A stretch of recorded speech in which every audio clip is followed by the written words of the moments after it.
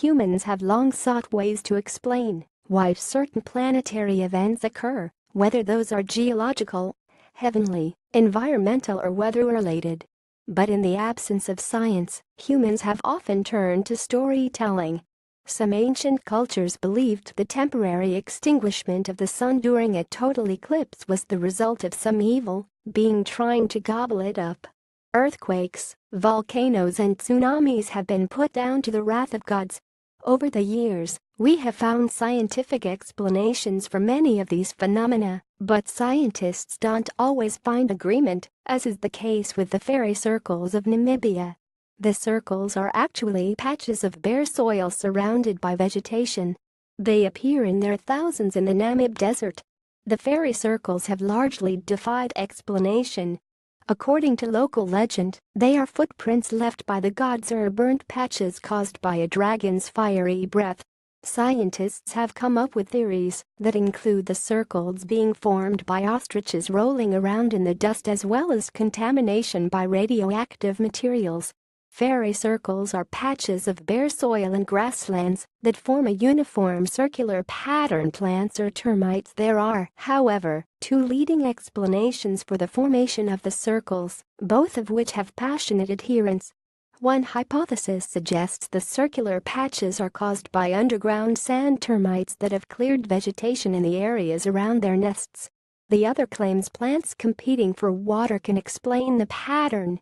Both camps fiercely defend the rigors of their respective hypotheses, but earlier this year a team of scientists published findings in the journal Nature suggesting both hypotheses were right.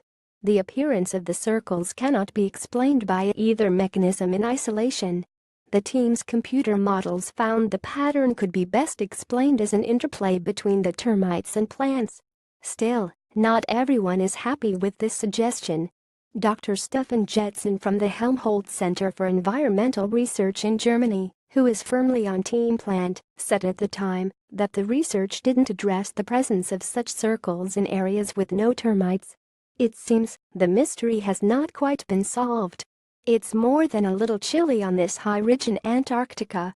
On a cold winter's night, temperatures plummet as deep as 92 degrees Celsius (133.6 degrees Fahrenheit). This could change in the future, though U.S. scientists have just measured the highest monthly global CO2 concentration since the beginning of modern records. Greenhouse gas is a chief contributor to global warming. The sweltering heat reached in the Death Valley National Park in the U.S. state of California is far too hot even for avid sun worshippers. The highest ever temperature recorded here at Greenland Ranch was 56.67 degrees Celsius (134 degrees Fahrenheit) on July 10, 1913. That's more like stepping into a furnace than enjoying a warm summer day. The world's highest peak is the summit of Mount Everest in the Himalaya mountain range at 8,848 meters (29,029 feet). The first people to climb it were Edmund Hillary from New Zealand and Nepali Sherpa climber Tenzing Norgay on May 29, 1953. The earthquake that devastated Nepal on April 25, 2015, also sent avalanches down Mount Everest, killing at least 18 people and ending the climbing season. You'll have to enter a submarine to reach Earth's lowest spot. Challenger Deep lies in the Mariana Trench in the western Pacific Ocean, north of Guam. Only 3 people have ever been that deep underwater. One of them was filmmaker James Cameron, who took a submarine down the 11-kilometer-long 6.8-mile undersea valley in 2012. If you ever get sick of constant drizzle in your hometown, the Chilean Atacama Desert is the place to go. At its heart, a place climatologists call absolute desert, there are locations that have never seen a single drop of rain, or at least, not since humans started measuring it there. The people in the state of Meghalaya in northeastern India, close to the border of Bangladesh, probably wouldn't mind sending a little of their precipitation over to South America. The village of Masinram is considered the wettest place on Earth, with average annual rainfall of 11.86 meters (39 feet).